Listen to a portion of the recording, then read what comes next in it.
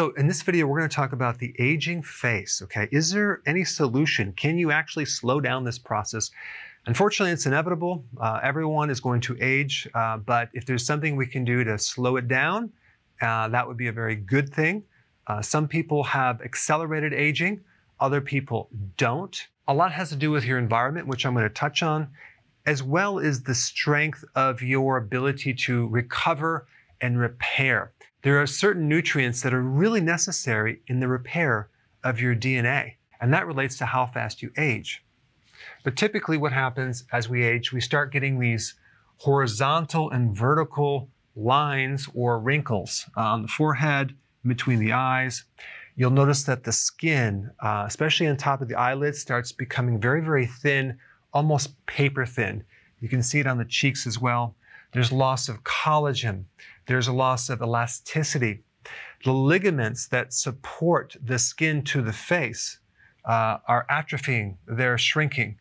The fat on the face starts to atrophy, and you start losing that, and it starts to sag underneath the eyes right here. You may also notice a dark circle underneath the eye as well, and the tissue on top of the eye and the eyelids starts drooping.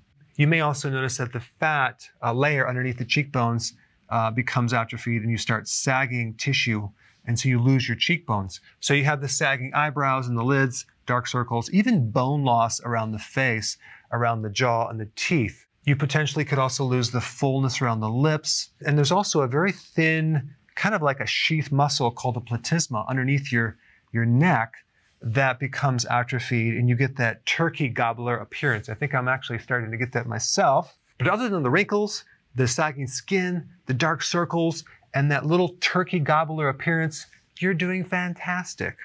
All right, so let's just kind of forget about that for a second and talk about what can we do to slow this thing down, okay? Well, there's really two things happening. You have the breakdown of tissue, and then we have the building up of tissue, okay? And I'm talking about proteins at the cellular level. So you have the oxidation or the damaging of proteins. That can definitely come from smoking. Smokers tend to age prematurely. And then there's people who get excessive amounts of sun, including sunburns. Some sun is good. Too much sun could age the skin. Then you have the chemicals that are put on the skin as well as in your foods. And I know a lot of women put just layers of makeup on the skin on a daily basis, and then they take it off. You just want to make sure that those chemicals are non-toxic. Then you have alcohol that will age the skin, and certain medications and recreational drug. And then you have sugar and junk foods and refined carbohydrates. Those will definitely age your skin, probably more than anything. And then you have stress. Okay, on the flip side, what do we do to counter that? This is what you should focus on. Regular exercise, okay? Regular exercise that will counter this. Regular exercise will provide a lot of oxygen to the lungs, to the tissues. It will slow down the aging process, especially on your face, because it's going to drive blood flow into the tissues. Fasting, very, very powerful. I've done other videos on this. In fact, I'm going to put a link down below. But fasting will do two things. It'll increase your antioxidant network to counter some of this stuff right here.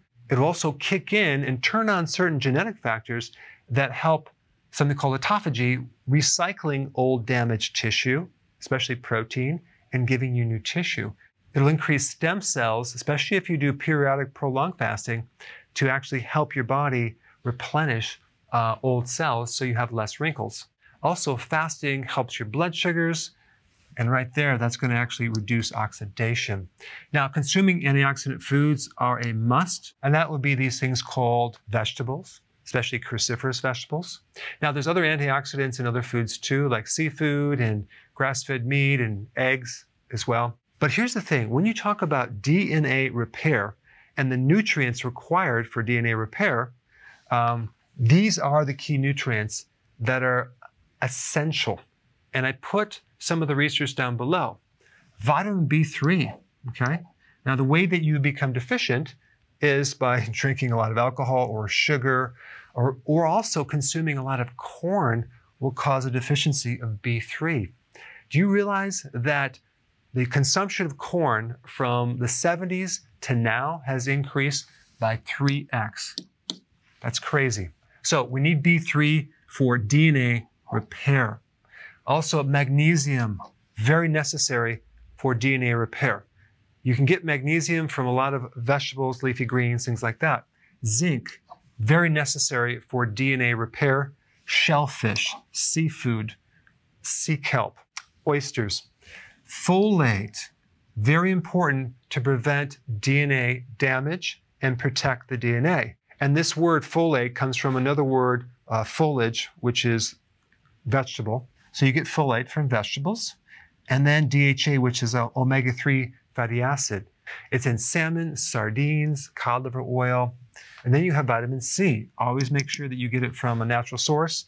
Vegetables will be a good source. All right, it's very simple. Focus on increasing these and decreasing these.